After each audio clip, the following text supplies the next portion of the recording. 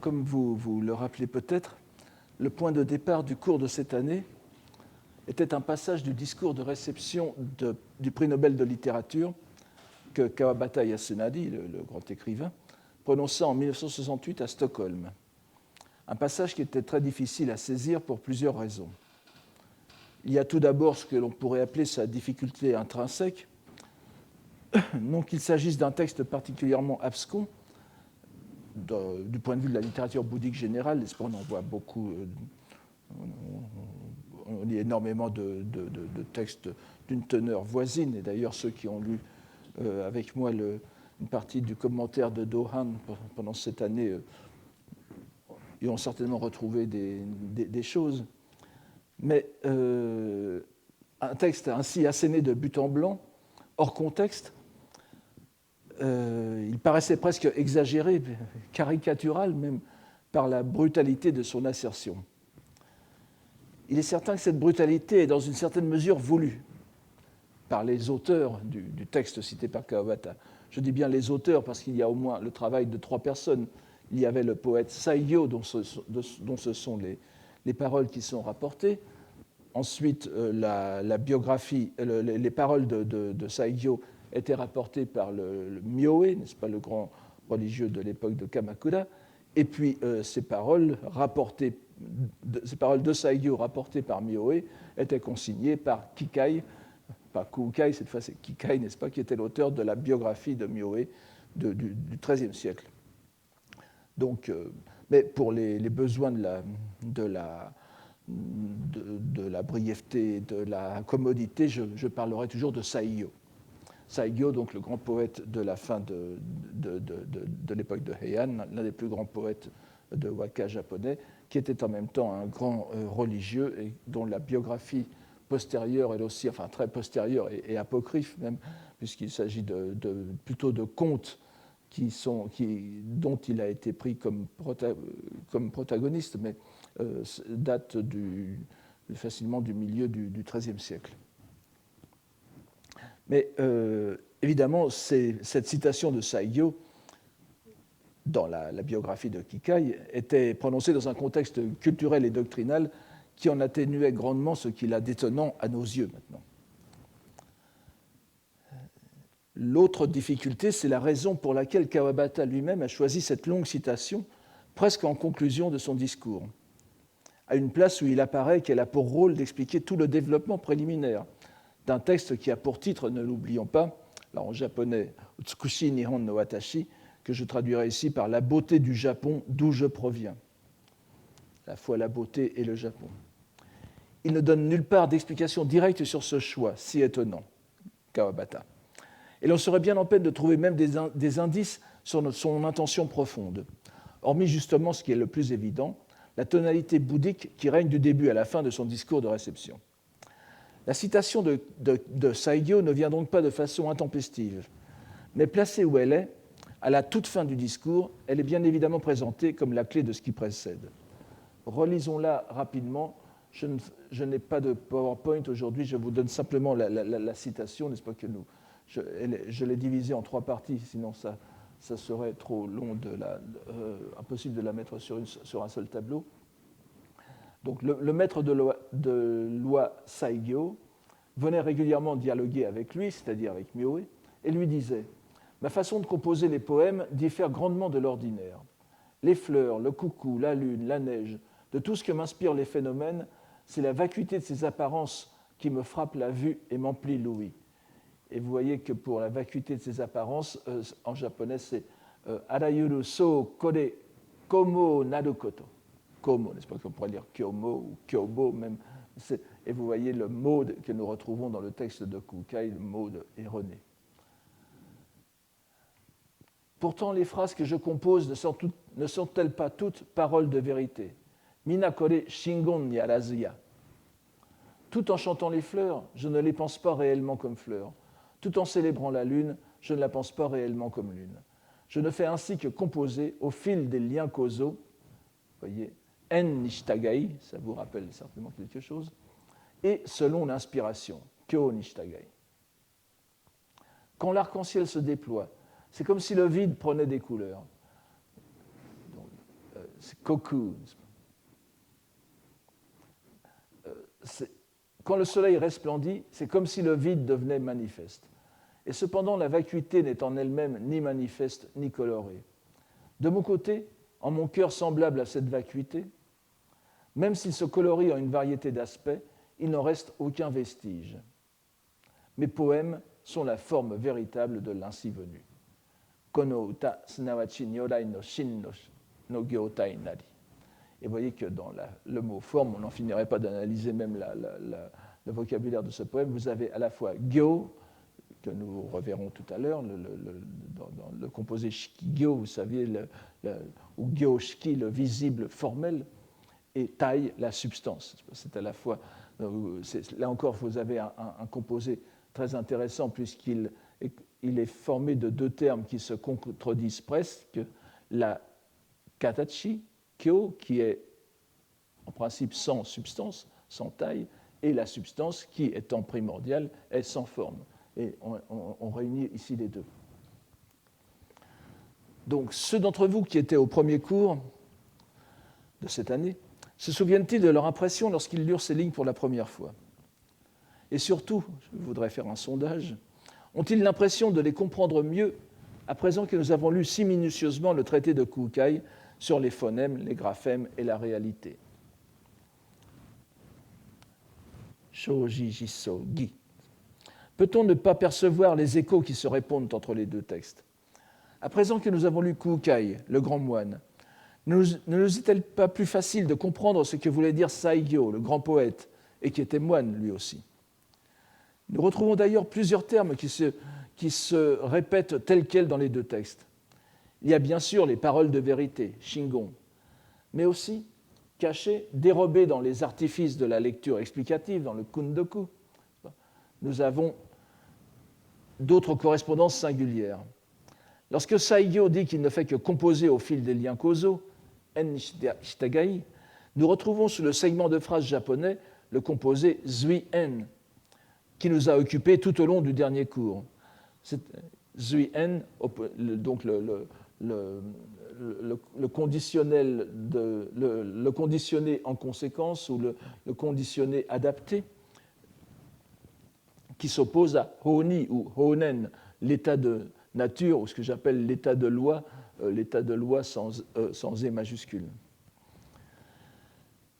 Donc ce zuyen désigne l'activité de celui qui se meut dans le phénoménal, dans le fabriqué ou le constitué, par opposition au monde de la vérité, de la réalité, qui est la forme véritable de l'ainsi venu, terme qui correspond évidemment au naturel honen ou honi de Kukai.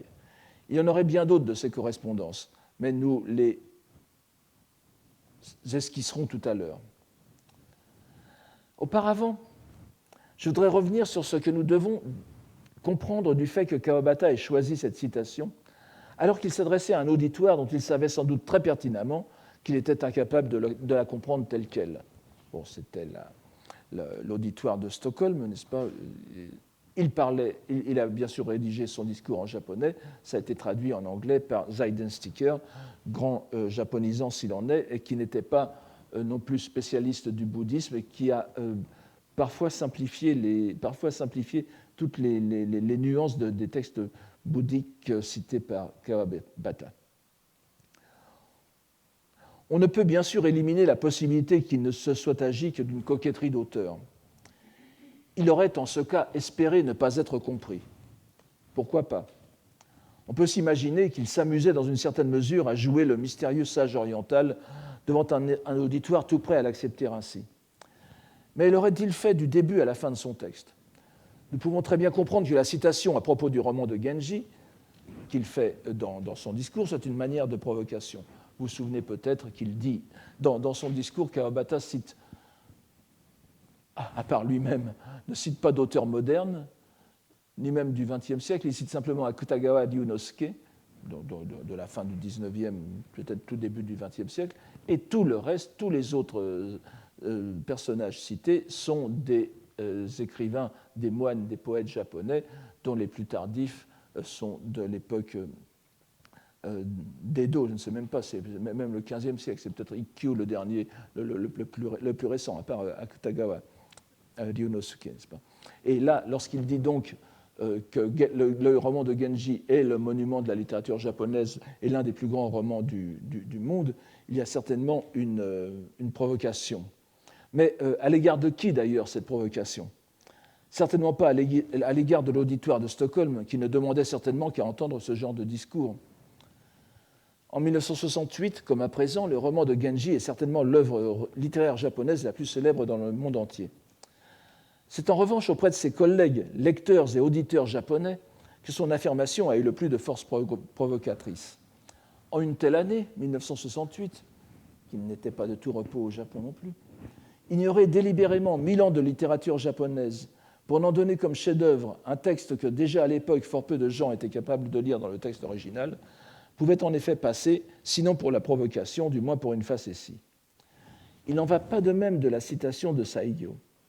Son potentiel de scandale est somme toute réduit, dans la mesure, encore une fois, où on peut la comprendre. Ce serait d'ailleurs un exercice intéressant d'essayer de voir ce qu'un lecteur moyen japonais, si une telle chose existe, comprendrait de ce texte. Que ce soit par l'allusion aux paroles de vérité, ou bien à la forme véritable de l'ainsi venu, aux allusions au vide et à la réalité, il comprendrait certainement que ce texte a un rapport avec le bouddhisme. Mais comme il arrive souvent justement avec les textes bouddhiques, au Japon et en Chine aussi, le lecteur ne chercherait certainement pas à aller trop loin dans sa compréhension. C'est du bouddhisme, ça ne se comprend pas. Mais encore une fois, qu'allait donc chercher Kawabata dans ce texte? Et d'abord, où l'a-t-il trouvé? C'est une question qu'il faudrait se poser aussi. Il est certain que l'écrivain, dans la dernière partie de sa vie, s'est plus spécialement intéressé au bouddhisme. Cet intérêt, comme nous le voyons à la lecture de son discours d'introduction, avait certainement à l'origine des raisons esthétiques au sens large. Il le dit lui-même, il s'agit de la calligraphie, de l'art du thé, de la poésie, de la peinture. Hormis quelques références au vide ou à l'impermanence des choses, Kawabata ne cherche pas à se lancer dans une réflexion sur la doctrine bouddhique. Cela rend d'autant plus frappant, je le répète, cette citation finale.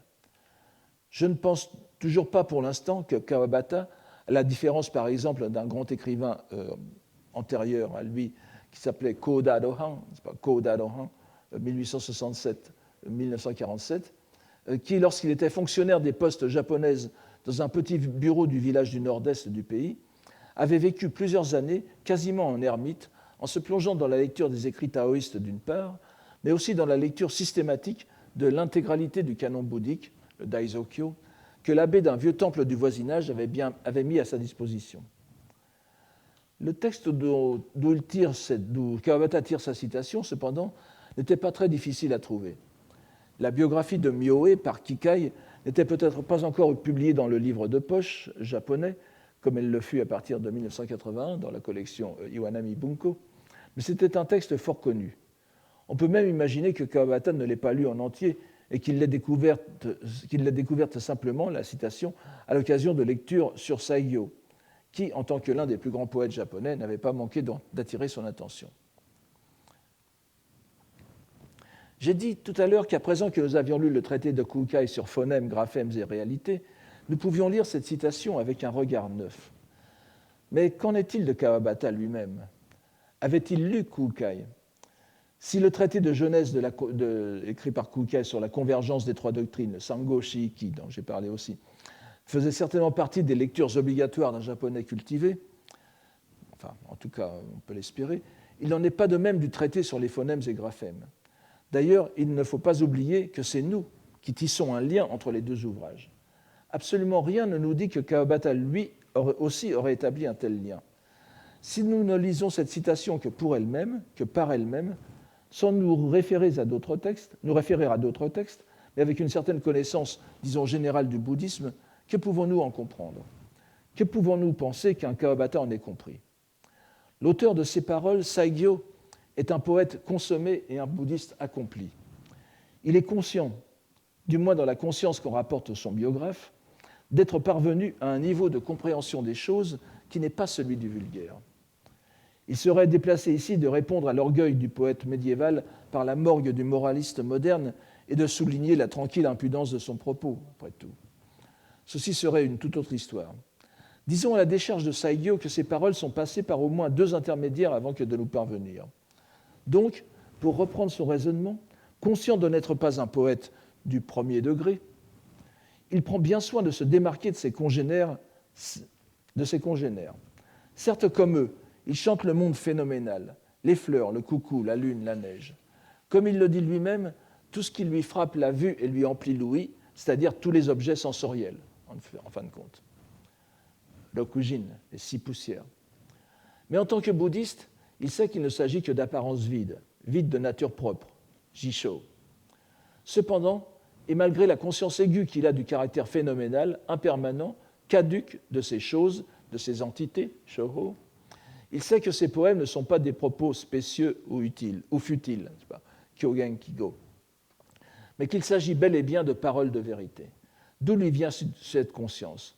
C'est une conscience d'autant plus paradoxale qu'alors qu'il dit composer des paroles de vérité, il sait qu'en chantant les fleurs, il ne les pense pas réellement, ge-ni, n'est-ce pas, ou jitsu-ni, que ce ne sont pas des fleurs réelles.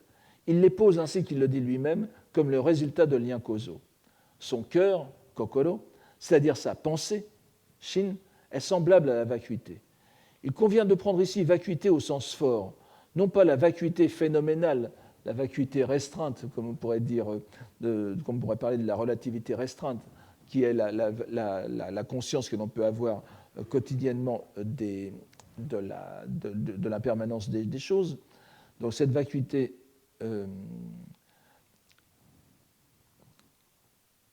donc cette vacuité phénoménale donc, fait que les phénomènes, cette découverte plutôt, fait que les phénomènes ne sont que le produit des conditions, mais la vacuité générale ou finale, celle qui se colorie comme l'arc-en-ciel, c'est-à-dire l'état de nature, l'état de loi, honen. C'est parce que son esprit est vacuité que le poète ne fait plus qu'un avec la réalité ultime, qui n'est autre que l'ainsi venu lui-même. Parce que ces poèmes sont issus de sa pensée, parce qu'ils sont paroles de vérité, ils expriment, ils sont la forme véritable de l'ainsi venu, ce qui signifie que le poète lui-même n'est autre que l'ainsi venu. Comme je l'ai dit lors de la leçon inaugurale, de telles paroles sont la justification du titre lui-même, le beau Japon. Plus exactement, la beauté japonaise dont il est question, c'est le visible tel qu'il est perceptible du point de vue du poète japonais. Et ce visible n'est perceptible que parce qu'il s'exprime en une poésie qui entretient un lien spécial avec lui. Ce lien spécial est la langue japonaise elle-même, l'instrument poétique par excellence, en tout cas le seul qui soit à la disposition du poète japonais. Il est clair que dans la pensée de Kawabata, cette tradition esthétique japonaise est particulière à cause précisément de cela. Les poèmes, aussi futiles qu'ils puissent paraître, ne sont pas de simples jeux de lettrés. Ils ne chantent pas les fleurs de cerisier ou la pleine lune sur la neige, mais sont une expression de la réalité. Cette expression n'est pas dans l'objet exprimé lui-même. On l'aura compris, tout est phénoménal. Le réel, ce n'est pas la lune ni les fleurs, ce sont les paroles qui les décrivent, les shingon. Le réel, c'est donc la langue japonaise elle-même. On va dire, et on aurait peut-être raison de le dire, qu'il ne s'agirait là encore, en quelque sorte, de l'expression exagérée, outrecuidante, d'un nationalisme linguistique irrationnel, qui ne convaincra que ceux qui sont déjà convaincus. Je n'ai pas l'impression que ce soit le cas pour Kawabata. On a bien vu, en effet, dès le XVIIIe siècle au moins, et le XIXe, la fin du XVIIIe, avec l'essor des, je pense à Motoori Noninaga, n'est-ce pas, avec l'essor des études nationales, se dessinait l'idéologie de la supériorité de la langue japonaise sur les autres langues. Les idées concernant le kotodama, l'esprit du langage, l'efficace qui est inhérente au mot japonais, que l'on s'était vertué à faire remonter à l'époque du Manyoshu, c'est-à-dire au milieu du 8e siècle au moins, se retrouvent de façon analogue peu ou prou dans toutes sortes d'ères culturelles. Ce n'est pas la même chose. On sait que l'une des illustrations les plus achevées de ce genre de pensée, ce sont les idées qui avaient cours au XVIe siècle dans diverses régions d'Europe. Par exemple, un exemple célèbre en étant la démonstration faite par un érudit flamand sur le caractère originel de la langue flamande qui était à l'origine de toutes les langues du monde. On peut voir des analogies doctrinale ou idéologique avec la pensée du Kotodama. Nous sommes certains que ce n'est pas ce genre d'idée qui sous-tend la vision que Kawabata a de la beauté japonaise, telle qu'elle s'est exprimée dans sa langue. Le simple fait qu'il ait eu recours à cette citation de Saigyo pour la justifier nous empêche d'aller nous fourvoyer dans ce genre d'explication. Saigyo, en effet, ne dit nulle part que la langue japonaise est excellente et l'emporte sur toutes les autres. S'il affirme une quelconque supériorité, ce serait celle de sa propre poésie sur celle de ses autres rivaux. Chez lui, ce n'est pas la distinction entre les langues qui doit être faite, mais la distinction entre les états d'esprit des poètes. La lecture du traité de Kukai nous a donné les clés nécessaires à la compréhension de son propos. Une question se pose d'abord. Pourquoi être allé chercher Kukai, alors que rien, ni chez Saigyo ni chez Kawabata, n'indiquait que c'était vers lui qu'il fallait orienter nos recherches? La réponse est pourtant simple. Kukai est le premier au Japon à avoir consacré une série d'opuscules à la question de la langue. Il faut le répéter au sens le plus large. Chez lui, comme chez la plupart de ceux qui ont traité cette question en Chine et au Japon, langue signifie en même temps écriture. Le signe sonore, le phonème, sho, koe, et le signe écrit, le graphème, monji, ne sont pas distingués chez Kukai, comme chez ses prédécesseurs et ses successeurs, la plupart du temps. Ils peuvent l'être naturellement distingués. Ils le seront même quelquefois au hasard des démonstrations ou pour les besoins de la comparaison. Mais on ne ressent pas le besoin absolu de les séparer. Cela est sans doute dû au fait qu'à l'époque de Kukai, il en ira un peu différemment plus tard, les deux seules langues en présence, donc qui sont dans sa conscience linguistique, étaient notées par des écritures si différentes l'une de l'autre qu'elles en étaient emblématiques. Nous avions d'un côté les kanji, n'est-ce pas, ce qu'on appelle les sinogrammes, et de l'autre côté les lettres brahmiques, les lettres indiennes, bonji. Donc d'une part le chinois, noté par les sinogrammes, la langue des lettrés, et de l'autre côté le sanskrit, la langue des Bouddhas. Dans sa trilogie, je parle bien sûr du point de vue d'un japonais de son époque qui n'était pas au fait des différences dialectales, si l'on peut dire, qui régnaient en Inde. Dans sa trilogie, Kukai va examiner la façon dont les lettres indiennes expriment la réalité du monde, car c'est bien là le centre de la question. Après son voyage en Chine décisif, Kukai est revenu porteur d'une nouvelle révélation, ou au moins d'une nouvelle doctrine qui donne un regard nouveau sur les enseignements du Bouddha. Il ne s'agit plus seulement d'une doctrine de l'ascèse, d'un enseignement des pratiques, d'un système quasiment philosophique d'analyse du monde, analyse dont le but ultime est d'en démontrer l'inanité, l'absence de nature propre. Il ne s'agit pas non plus, bien que nous soyons plus proches avec lui d'une telle vision du monde, de se contenter de démontrer que tout le déploiement du phénoménal se ramène en dernière analyse à la production d'un esprit ou d'une pensée ontologiquement primordiale. Ce sont les doctrines de l'école Hosso, n'est-ce pas, du Hossoshu. Il apporte une pratique nouvelle, fondée sur, si je puis me permettre de simplifier ainsi les choses pour des besoins de brièveté, fondée sur la certitude que les niveaux ultimes de l'être, que l'univers intime où le Bouddha suprême savoure tout seul sa propre nature éternellement réalisée et libérée, se tiennent dans une relation sans solution de continuité, c'est-à-dire sans rupture, avec tous les niveaux inférieurs, jusqu'au bas de l'échelle des existants. Cette continuité entre tous les niveaux de l'être est marquée par les graphèmes, ces lettres qui sont constituées de tous les signes différenciateurs, et pas seulement les lettres écrites, n'est-ce pas seulement les monji, bien qu'il emploie le mot monji. Donc tous les signes différenciateurs, les marques qui permettent à la conscience de reconnaître et de discerner les phénomènes. Ces signes sont bien sûr adaptés à chacun des niveaux où ils sont perçus. Et ils sont perçus selon la disposition des consciences des êtres plus ou moins dégradés, selon les niveaux où ils demeurent. Mais ces signes ne sont pas arbitraires. Non seulement ils ont leur propre cohérence interne, adaptée à chaque niveau, ils y jouent leur rôle, mais en plus, ils ont ce que l'on pourrait appeler un référent absolu, à savoir les lettres indiennes, les bonji, qui, bien qu'elles soient propagées dans le monde phénoménal et manipulées par des êtres faillibles, en proie à l'ignorance, n'en sont pas moins l'expression directe de la réalité, les éléments dont sont constitués les mandalas qui décrivent adéquatement le plan de loi. Par une confusion peut-être sciemment entretenue par Kukai lui-même, comme nous l'avons vu, les mots mandala et mantra, prononcés à la japonaise mantora, n'est-ce pas, mandala et mantora, sont assimilés. Nous avons donc non seulement d'un côté les mandalas, dont les figures de Bouddha et de Bodhisattva peuvent être remplacées par des lettres indiennes, chaque lettre ou syllabe exprimant un personnage bouddhique, mais aussi les mantras, ces formules condensant en leur son une efficacité salvifique incomparable parce qu'elles sont notées en leur réalité même. En cherchant à démontrer dans son opuscule sur les phonèmes, graphèmes et réalités la base doctrinale de cette efficacité quasiment magique des mantras, Kukai laisse le champ libre à ses successeurs pour faire le lien avec l'écriture japonaise, question qu'il n'aborde nulle part lui-même dans son œuvre. Mais la description qu'il fait des phonèmes et graphèmes, tels qu'ils se déploient à travers tous les niveaux de lettres, ne pouvait qu'être complétée par ces épigones. Et nous avons vu les réflexions de ces commentateurs, n'est-ce pas, qui, dans deux passages très significatifs, font bien le lien entre la lettre, enfin entre le texte même de Kukai et la langue japonaise. Rappelons les grandes lignes de l'opuscule de Kukai. Il est fort probable que ce texte, comme nombre de textes bouddhiques des traditions chinoises et japonaises, n'ait pas été tout d'abord écrit, mais ait fait l'objet d'un exposé oral devant des disciples ou des auditeurs. Cela explique sans doute le fait qu'il soit resté, à notre sens, inachevé, comme j'en ai parlé la dernière fois.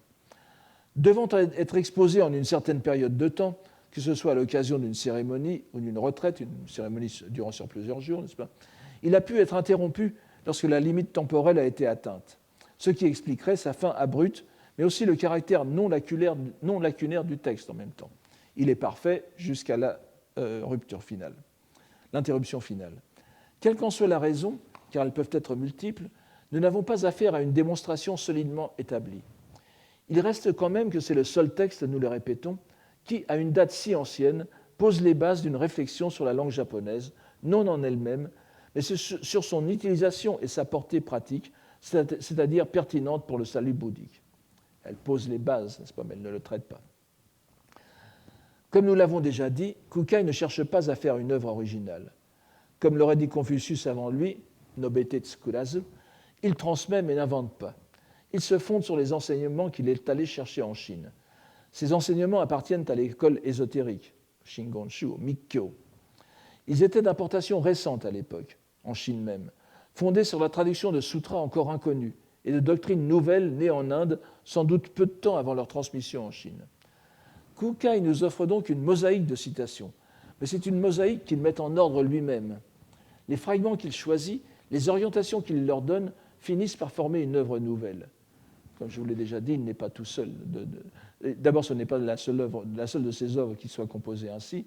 Dont le Juju Shinnon, n'est-ce pas, qui est le grand œuvre qu'il avait proposé à la cour impériale, est aussi un fragment de mosaïque, de centon, donc un recueil de citations. Plus tard, l'un des plus grands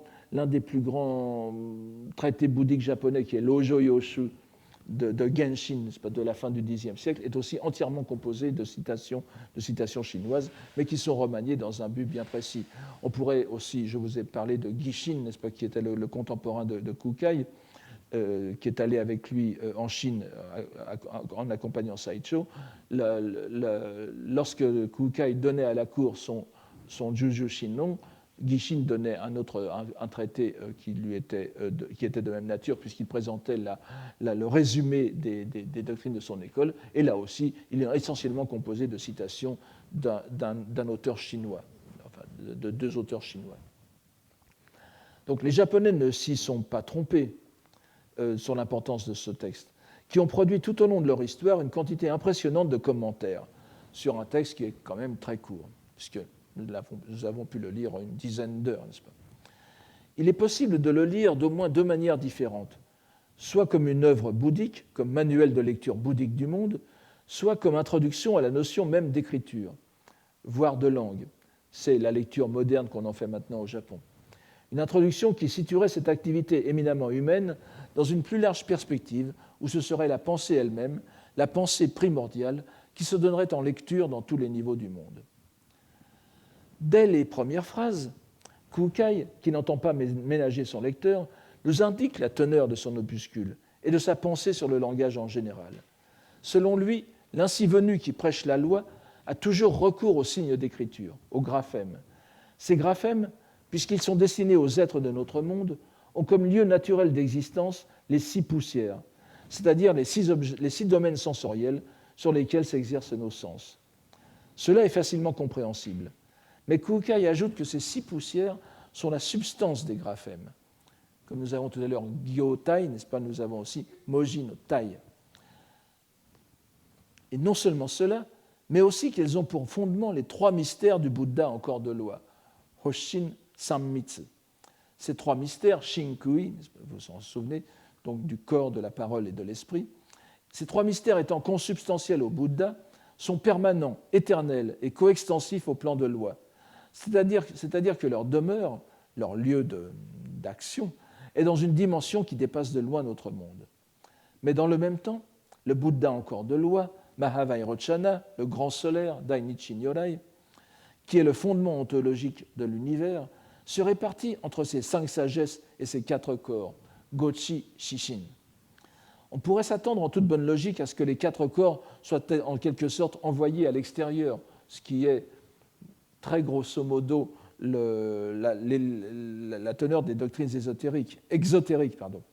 Donc ils sont envoyés à l'extérieur, qu'ils émanent vers le monde phénoménal pour ramener les êtres à la réalité du plan de loi.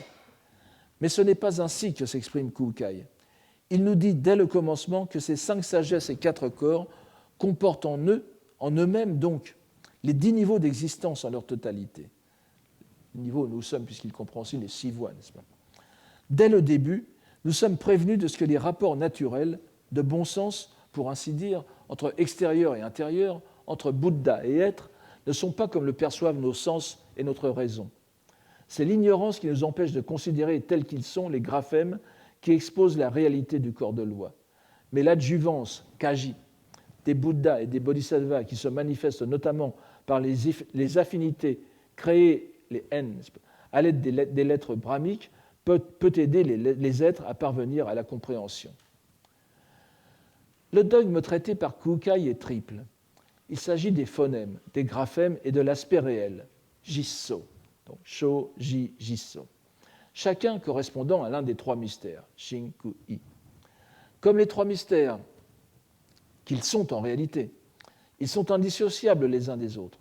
Mais, et bien que Kukai ne le dise pas explicitement, c'est le 3e terme, l'aspect réel, qui unifie les 2 autres, et lui-même en cette indissociabilité, sur laquelle l'accent est mis à plusieurs reprises. J'attire votre attention sur le fait aussi, puisque c'est important pour la lecture, que Jisso,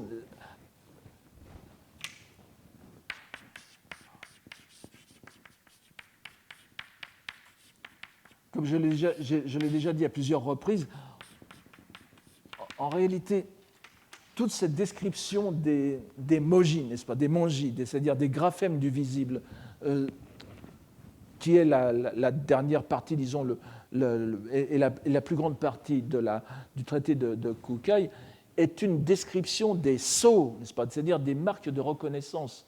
Ce n'est pas dit explicitement, mais tout lecteur qui connaît un peu les doctrines bouddhiques, qui le lit, comprend bien que Kukai, à travers sa description des couleurs, des éléments, de l'assemblage des couleurs, et dans les 3 niveaux du visible, n'est-ce pas, dont que je vous rappellerai tout à l'heure, ce sont les sceaux qui sont concernés. Ces sceaux sont forcément impermanents, caducs, relatifs. Ils sont du domaine du provisoire.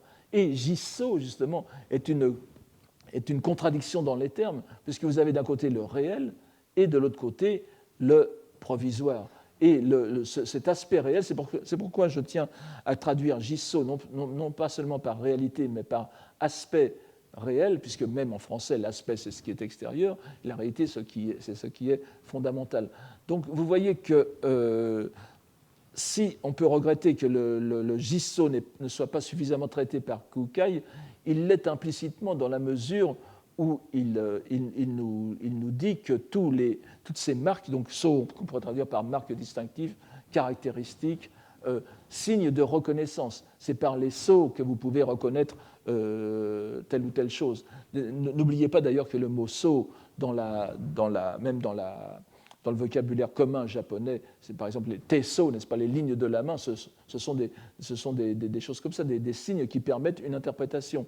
Et il y a un très célèbre proverbe chinois qui décrit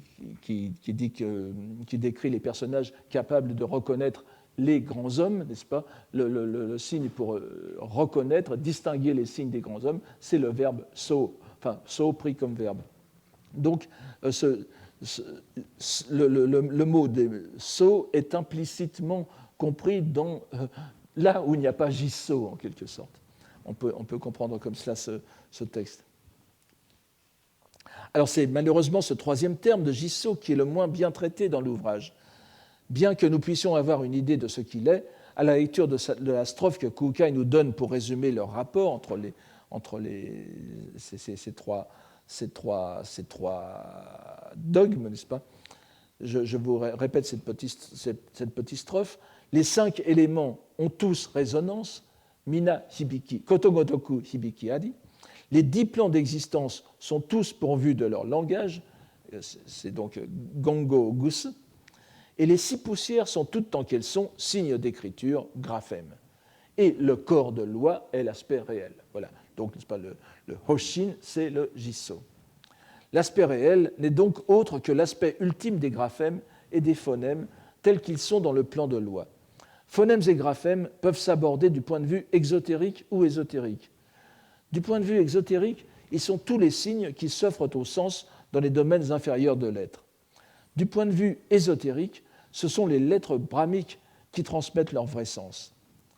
La situation est ainsi résumée. Si on les explique en fonction de leur, je cite Kukai ici, si on les explique en fonction de leur plus ou moins grande profondeur verticale, alors les graphèmes des 9 plans d'existence sont erronés. Mot, c'est le mot que nous avons ici, n'est-ce pas, que nous avons dans la citation de Saigyo. Et les signes d'écriture du plan d'existence de Bouddha sont vrais et réels, shinjitsu. Les graphèmes comme les phonèmes véhiculent des dénominations, myo ou myoji, le myo de Namae, qui sont forcément provisoires, kemyo, dans les 9 plans d'existence inférieurs. Ce terme de kemyo est important, je l'ai déjà donné à plusieurs reprises.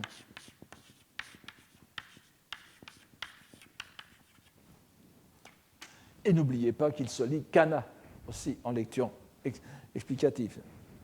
C'est évidemment, ça a une certaine importance. Il n'est pas précisé quelle peut être la nature de ces dénominations lorsque les graphèmes concernent des entités non humaines, comme les fourmis par exemple. Il nous est loisible de comprendre qu'il s'agit de tout signe ou accident qui occasionne une action ou un changement d'action lorsqu'il est perçu par une entité vivante, quelle qu'elle soit. Les dénominations sont en quelque sorte des signes, des sceaux, mais qui peuvent être, d'une façon ou d'une autre, transformés en langue, n'est-ce pas, exprimés en langage, quel que soit le langage de la créature qui le perçoit. L'adepte de la pratique ésotérique, lui, a un immense avantage sur celui qui reste à la porte du temple, pour ainsi dire. C'est qu'il peut s'aventurer dans le domaine réservé de l'exégèse ésotérique. Je cite encore Kukai. Si l'on se livre à une exégèse ésotérique, pour chaque syllabe, pour chaque nom, pour chaque phrase, chacun est susceptible de comporter une infinité de sens et de bienfaits. Que les Bouddhas et Bodhisattvas suscitent une nuée de corps innombrables, exposant en permanence pendant les 3 temps le sens de chaque caractère pris un à un, il ne saurait pas même en épuiser les possibilités. Que dire alors du profane? C'est donc l'infinité des sens qui marque bien la perception vraie que l'on peut avoir de ces signes. C'est seulement pour qui a pu pénétrer le mystère des lettres brahmiques que les vrais sens s'ouvrent. La lettre A, nous l'avons vu, n'est-ce pas, et les autres sont donc les appellations secrètes de chacune des dénominations de l'ainsi venu en corps de loi, nous dit Kukai. Mais cela est impossible pour celui qui reste dans son plan d'existence, sans chercher à le dépasser, car les graphèmes se dégradent au fur et à mesure, non pas en eux-mêmes, mais en raison des facultés qui les perçoivent. Je poursuis la citation. Et ainsi de suite, jusqu'aux dieux, dragons et démons, qui sont aussi pourvus de ces dénominations. Le fondement des dénominations, c'est le corps de loi qui est à leur source. Elles s'en écoulent et, évoluant peu à peu, ne deviennent plus que les paroles qui se propagent dans le monde. Si l'on prend en compte leur sens réel, elles ont alors nom paroles de vérité. Si l'on ne connaît pas leur source, elles ont nom discours erronés. Les conséquences sur les êtres humains, parmi les 9 autres niveaux d'existence, sont évidentes. Je cite encore, « Les discours erronés, c'est subir la peine dans la longue nuit des temps. Les paroles de vérité, c'est extirper la peine et donner la félicité. » Les paroles qui se propagent dans le monde, ce sont les kémios, les dénominations provisoires, qui sont les seules que nous puissions vraiment déchiffrer à notre niveau d'existence.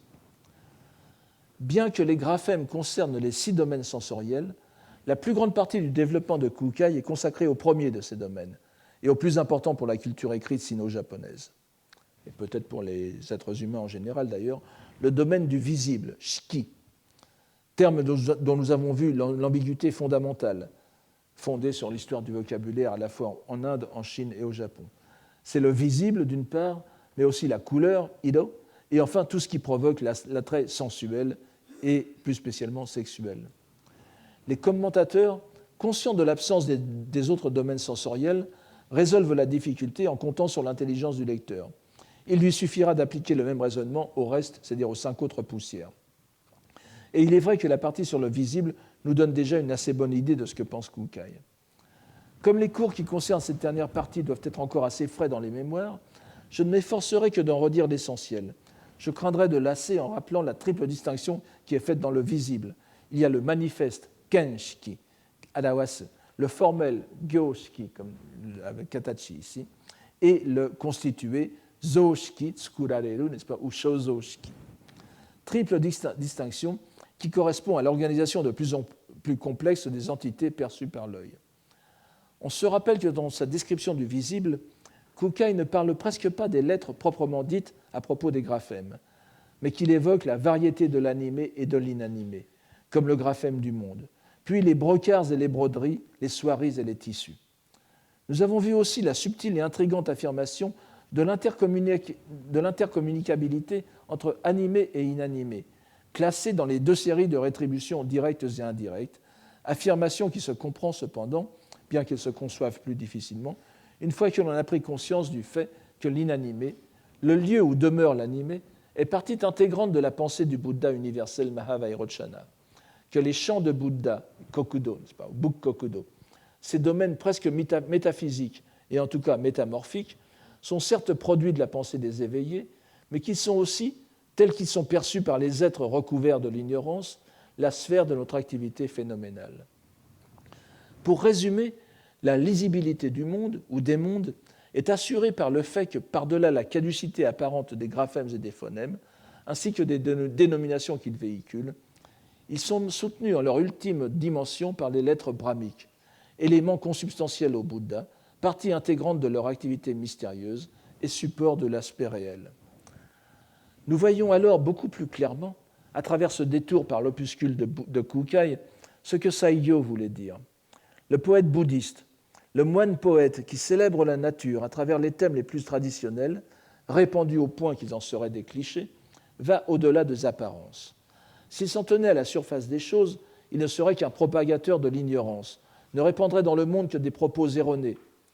Mais il est certain, pour sa part, que ces poèmes sont des paroles de vérité, des shingon, donc les mantras mandala dont parle Kukai. Cette certitude se fonde sur l'assurance de ce que sa propre pensée s'est libérée de sa contingence ontologique pour communiquer avec la véritable vacuité qui est la réalité du corps de loi. C'est pour cela qu'il peut dire avec confiance que ces poèmes, étant des paroles de vérité, sont la forme véritable de l'ainsi venu. Cette reconnaissance du caractère non erroné des graphèmes constitués par les lettres des poèmes japonais est la mise en évidence de leur nature absolue, de leur nature de lettres brahmiques. Ce sont les mêmes signes, ainsi que Kukai le laisse entendre clairement à plusieurs reprises. Mais leur reconnaissance se fait de façon erronée ou exacte, éveillée, selon les facultés du lecteur, qui est ici le poète. Nous avons vu tout au long de l'épuscule de Kukai que l'acte de lecture des graphèmes est aussi un acte esthétique. Sa mention des brocarts et des broderies parmi les graphèmes du visible le démontre bien. L'acte de lecture, la poésie, l'esthétique sont intimement liés entre eux. Nous comprenons alors mieux pourquoi Kawabata a choisi comme sommet de son discours cette citation de Saigyo, bien qu'elle soit probablement apocryphe, c'est une autre histoire. Le moine poète associait étroitement, essentiellement, la contemplation de la nature à la composition poétique, ce qui n'étonnera personne nulle part dans le monde, mais faisait aussi de ses poèmes des paroles de vérité, qui ne sont autres que l'expression même du Bouddha en corps de loi. Ainsi que nous l'avons vu, tout graphème, de tout niveau d'existence, est susceptible d'être élevé à cette dimension suprême. Il ne s'agit pas uniquement de la langue japonaise, mais de toute langue humaine et de tout mode de communication non humain, voire inanimé, puisque nous avons vu que la distinction entre animé et inanimé était réversible. C'est bien évidemment l'origine des doctrines sur l'éveil de l'inanimé, auxquelles j'ai fait plusieurs fois allusion et qui se retrouvent constamment dans la poésie bouddhique médiévale. Il se trouve simplement que c'est au Japon que cette idée a été poussée à son paroxysme, encore que l'on trouverait dans plusieurs traditions anciennes des idées analogues. Et à ce propos, je voudrais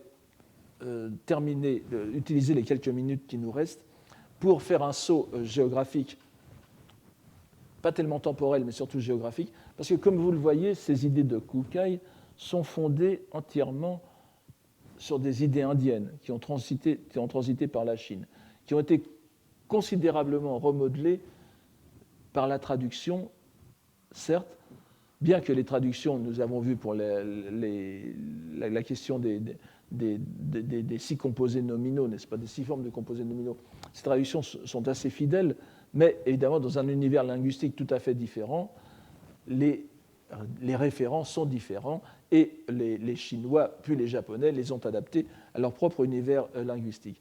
Cette mystique de la lettre, des lettres, était bien sûr d'origine indienne. Ce sont des choses qui sont assez bien connues, mais ce qui est très intéressant, c'est de voir qu'à l'autre bout de l'Eurasie, dans le monde méditerranéen, nous avions, j'ai fait très brièvement allusion au début du cours, nous avions aussi une pensée, une réflexion religieuse sur le sens des lettres de l'alphabet, qui nous donne parfois des analogies très troublantes avec ce qui se trouve non seulement en Inde, en Chine, mais même dans certaines expressions de Kukai. Je voudrais vous donner un exemple pour finir, puisque j'avais mon intention primordiale lorsque j'ai commencé ces cours au Collège de France aurait été de faire du 13e cours une sorte de cours de synthèse, non seulement sur la question du cours de l'année, mais l'étendre au niveau général de la réflexion sur la langue. Je voudrais quand même vous lire quelques extraits d'un texte très intéressant qui s'appelle « Le mystère des lettres grecques », qu'on a conservé qui a été conservé largement dans sa version en langue copte, n'est-ce pas? Le copte, c'est la langue des chrétiens égyptiens, et pas seulement des chrétiens, d'ailleurs des gnostiques égyptiens. Et d'ailleurs, nous avons aussi des textes manichéens en copte. Et alors, ce texte a été connu pendant plus d'un siècle dans sa version copte. La version grecque est maintenant connue. Elle a fait l'objet d'une étude par une spécialiste allemande, Cordula Bandt. Mais ce que je vais vous donner ici, c'est la traduction, la traduction qui a été donnée du texte copte dans une série de publications de la fin du XIXe siècle. Alors, évidemment, il y aura des changements entre le texte copte et le texte grec, mais ce n'est pas important, n'est-ce pas? Ce qui est important, c'est de voir que ce genre de réflexion existait dans des milieux monastiques, à la fin, dans les déserts de l'Égypte, autour du 5e siècle, sans doute pour cette version copte, peut-être un peu plus récente pour la version grecque. Et c'est fondé justement, c'est là que j'ai fait allusion à plusieurs reprises, c'est fondé sur les lettres. Et vous savez qu'en grec, les lettres de l'alphabet sont dites stoikeion, pluriel stoikeia. Ici, d'ailleurs, le terme qui est utilisé est légèrement différent. Ce n'est pas stoikeion, c'est stikos. Enfin, c'est de même étymologie, comme vous le voyez bien. Et comme je vous le rappelle, stoikeion veut dire aussi les éléments du monde. Ce sont à la fois les lettres et les éléments constitutifs de la réalité.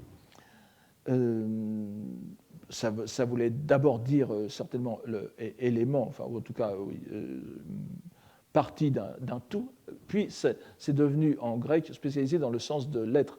Mais ce qui est très amusant, c'est que le mot latin, enfin amusant, je ne sais pas, mais qui est intéressant, le mot latin elementum, dont nous tirons notre mot élément, a une étymologie un peu mystérieuse, et une étymologie qui a été suggérée à partir du XIXe siècle par le fameux Diels, n'est-ce pas, celui qui avait publié les fragments des philosophes présocratiques, c'était que c'était la déformation du mot éléphant. Ça fait un peu sketch, vous me direz, mais elephantum, n'est-ce pas, du latin populaire elephantum, mais ce mot élément ne venait pas directement du grec, mais serait passé par une déformation étrusque. Alors quel est le rapport entre éléphant et élément, me direz-vous?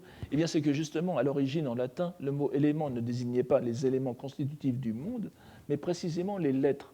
C'est-à-dire, éléphant veut dire en ivoire, n'est-ce pas? C'était des lettres d'ivoire que l'on utilisait pour l'apprentissage. Et donc, ces lettres sculptées ont pris le nom d'origine gréco-étrusque d'élément, puis ensuite on repris le terme général d'éléments constitutifs du monde. Vous voyez que pour le latin, la relation est inversée, donc cette fois ce sont les lettres même, les lettres d'écriture même, qui sont à la base des éléments du monde, ce qui rejoint ces spéculations de l'école ésotérique. Mais je vais vous donner ici quelques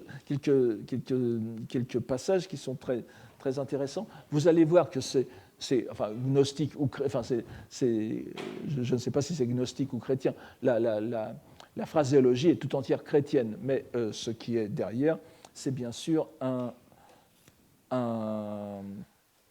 composé de doctrines, certainement d'origine juive aussi, puisque vous allez voir, enfin nous n'aurons pas le temps de le voir, mais bien que ça parte de l'alphabet grec, ce qui est traité, ce sont les 22 lettres. Donc c'est les 22 lettres de l'alphabet hébreu. Mais je vais d'abord vous donner le texte pour que vous rendez compte de l'évolution de cette pensée de l'autre côté du monde. Voici que le maître, qui n'a pas besoin d'enseignement, nous a instruits au sujet de ce mystère, caché jusqu'à cet âge des lettres de l'alphabet. On donne à ces lettres le nom d'éléments, stikos, non pas parce qu'elles ne sont elles-mêmes composées d'aucun élément, comme l'ont pensé les sages de la Grèce dans leur vanité, loin de là, mais parce que dans leur tracé se trouve figurée la forme des éléments du monde créé. Alors ici, c'est une sorte de résumé de ce qu'il va dire, donc il ne donne pas les lettres, puisque ça va être le contenu de son traité, mais il nous donne un aperçu de ce qu'il va dire. L'une de ces lettres renferme l'image du ciel et de la terre. Une autre est écrite pour figurer la terre et le ciel. Une autre pour figurer la terre et l'eau.